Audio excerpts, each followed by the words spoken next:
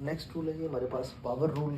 ठीक है, power rule में लोग अनसर्टेनिटी को कैसे कैलकुलेट करते हैं।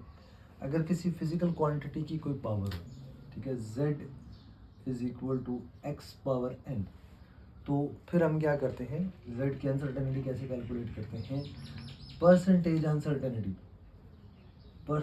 अनसर्टेनिटी को हमने मल्टीप्लाई करना है पावर फैक्टर के साथ। Percentage uncertainty is multiplied by power factor. अब पावर फैक्टर के साथ परसेंटेज अनसर्टेनिटी को मल्टीप्लाई करेंगे तो ये हो जाएगा आपके पास z plus minus delta z, x power n quantity आ जाएगी, प्लस माइनस n मल्टीप्लाई हो जाएगा किसके साथ, percentage uncertainty in the quantity. ठीक हो गया जी, ये हमारे पास थर्ड रूल था।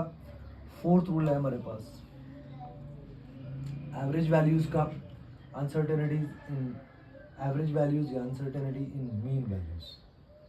एवरेज वैल्यूज के हमारे पास 3 स्टेप्स हैं। सबसे पहले हम मीन वैल्यू कैलकुलेट करेंगे, एवरेज वैल्यू कैलकुलेट करेंगे। हमारे पास 3 या 4 कोई भी मेजरमेंट्स गिवन है हमने कैलकुलेट किए हैं, तो हम उसका सबसे पहले मीन कैलकुलेट करेंगे। First step is calculate the mean. ठीक है, x bar that is equal to x1 plus x2 plus x3 divided by 3। ठीक हो गया जी, पहले स्टेप में हमने क्या किया, मीन कैलकुलेट कर लिया, एवरेज कैलकुलेट कर लिया। दूसरे स्टेप में हमने क्या करना है, हर क्वांटिटी का डिफरेंस निकालना है मीन से, डेल्टा x1।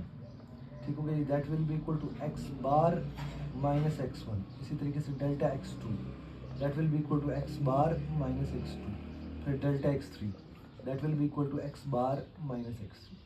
जब ये कैलकुलेट हो जाए तो फिर आप इनका भी मीन कैलकुलेट कर लें, यानी कि delta x bar is equal to delta x1 plus delta x2 plus delta x3 and divided by 3। ये आपके पास हो जाएगी एवरेज वैल्यूज़ की अंदर मौजूद अनसर्टेनिटी कैलकुलेट हो जाएगी। लास्ट रूल है, लास्ट रूल टाइमिंग एक्सपेरिमेंट का है। अगर आपके पास एक ऐसा एक्सपेरिमेंट है जिसमें आपने टाइम को कैलकुलेट किया, ठीक हो गया, तो फिर आप क्या करेंगे, सबसे पहले तो आप टाइम पीरियड को मेजर करेंगे। ठीक है जी, टाइम पीरियड कैसे मेजर होगा, time period is equal to number of vibrations, sorry time divided by number of vibrations.